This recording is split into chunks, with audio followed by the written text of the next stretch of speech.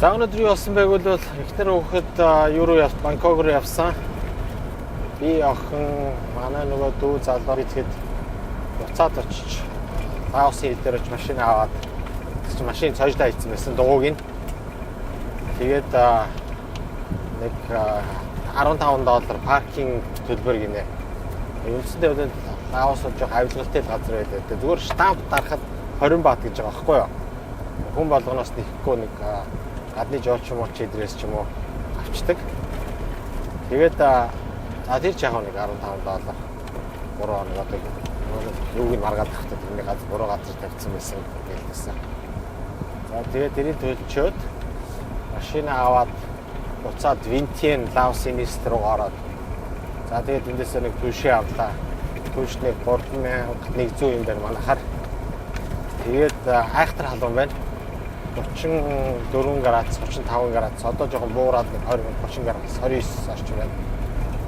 Тэгээ юу ихтэй дэлгүүр ороод баахан хоол мөс авлаа, хүйдэн пив авлаа. Мах ногоо авлаа. Тэгээ одоо нэг манай Монголд нэг халуун 100 гол руу явж гол сэлий гэдэг зугаалж байгаа юм шиг явж байна. Яг тодорхой тийм зорилго байхгүй. Зүгээр Google Map-аар харж байгаа л нэг цэг дараад тэгээд за ийш яваад очигээд тэгээд төлөөний замаар нь гол руугаа явж байна. Нөгөө нэг Тайланд руу орох зөвшөөрөл маань бол эх 7 хоногт болно гэсэн. Гэтэ нөгөө нэг өнөөдөр маргааш нь болохоор хагцаа бүтцэн таарад тэгээд одоо ямар ч үр дүн байхгүй. Тэгээд тэр Тайландын Хилиот дээр хийх юм байхгүй болохоор одоо буцаж ороод Лаос руу ороод Лаосаар аялаа явж байна. За одоо очих газараа хаана очихаа бол мэдэхгүй байгаа. Ямар ч хэсэг нэг голын ирэг дээр очиад айхтар халуун байгаа болохоор усанд ормоор санагдаад бүр. Тэгээд тийшээ очичоод одоо хаана оцсон газараа тав хүндээ.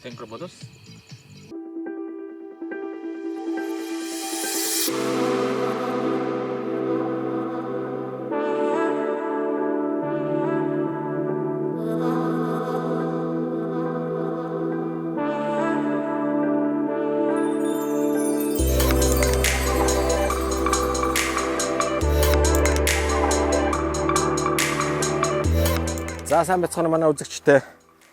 За Тайланд руу нэг ороход нэг жоохон бэрхшээл учирсан. Юу вэ гэхээр төр бүрдүүлэлт хийд юм байна. Тэгээ яасан бэ гэхээр зарим нь болохоор эхнэр хүүхэд зарим нь Бангкок руу явсан. Би охинтойгоо болохоор буцаад Лаос руу орсон. Машина хил дээр 2 хоног үлдээгээд. Тэгээд Тайланд талд нь бүрдүүлэлт хийхэд ажлын 5 хоног. Одоогийн байдлаар 2 хоногчод байна. Тэгээд тэнд хийх юм байхгүй гэснээс машинтайгаа байж игээд машин аваад Лаос руу ороод нэг цаг гарan одоо зүүн тал руу явсан. Тэгээд нэг гол руу нэг амар халуун байна. 34 градус. Тэгээд голын ирэг дээр очие гэж одоо 40 ороо явж исэн чинь энэ нэг хэдэн солонгос хүмүүстэй танилцаад бананы фермтэй юм байна. Тэгээд нөгөөд чинь сонирхоод ирээд тэгээд танилцаад жоохон сууж пив ууж хоолунд идэж жагаад. Тэгээд одоо ингээ камплаа байж гин 2-3 өдөр болно. Тэгээ одоо нөгөө нэг юма туршиж үзье гэж бодоод нөгөө Монгол наашаа гарахаас энийг ингээд тасцсан шүү дээ. Тэгээ сая туршиж үзсэн чинь нэг иймэрхүү юм байна. Одоо ингээд доторх нөгөө нэг татлаг матлага авцсан шүү дээ. Тэгээд татлаг матлага аваад энэ дотроос нь ятсан. Одоо энэ ингээд юу ячиж байгаа бох. Усаар дүүргээд үндсэндээ бол усанд орчиж болж гин гэсэн үг байхгүй юу. За мэдээж нөгөө канистр бас их хэрэг болж гин. Эндээс аяр шангаа угаахад ингээд ячна. Энэ нь бол бас нэлээд хэрэгтэй болчихж байгаа.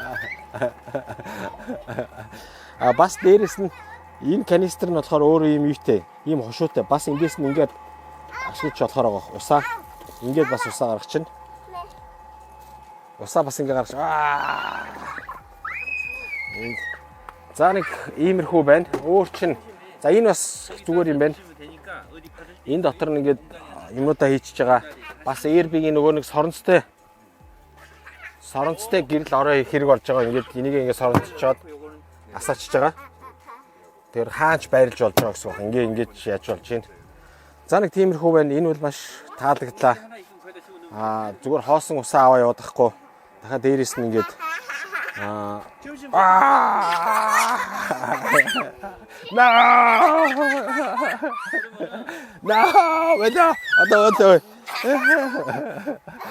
тэрийг ахаа. I know.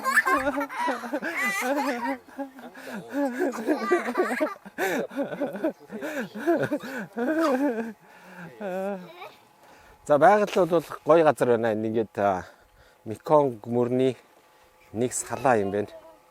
Тэгээ нэг Солонгос өмсүүд энд гольфын резорт барьж байгаа гэж байна. Дахиад аюух 50 гектар банан ургуулж байгаа гэж байна.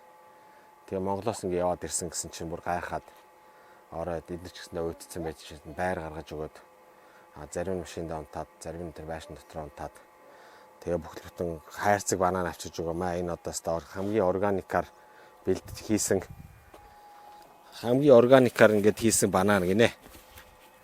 Тэгээд no. Тэгээ нэг иймэрхүү байна. Өнөөдөр энэ хавьда air conditioner жоохон асуудал гарсан. Юу гэхээр хит халаад ирэхээр заримдаа ажиллаж байгаа, заримдаа унтраад байна. Бодвол нөгөө нэг урдуур нь хогд новш ороод энэ халаад байгаа юм болоо гэж бодсон радиаторын. Тэгээ нэг туршаад үзсэн даа. Гэтэ яг хаа ийшээгаа энэ өөртөө янзлчихдаггүй бол юу руу ороод Тайланд руу ороод энийг янзлчих байл гэдэг бодвол нөгөө нэг халуун орнд байнгын air conditioner янзлж байгаа биз. За нэг иймэрхүү байна та. Манай пэйжийг дагаарай, лайк, шеэр. Тэгээ Тайланд руу орж жагаад илүү гоё сонирхолтой видео оруулахыг хичээнэ.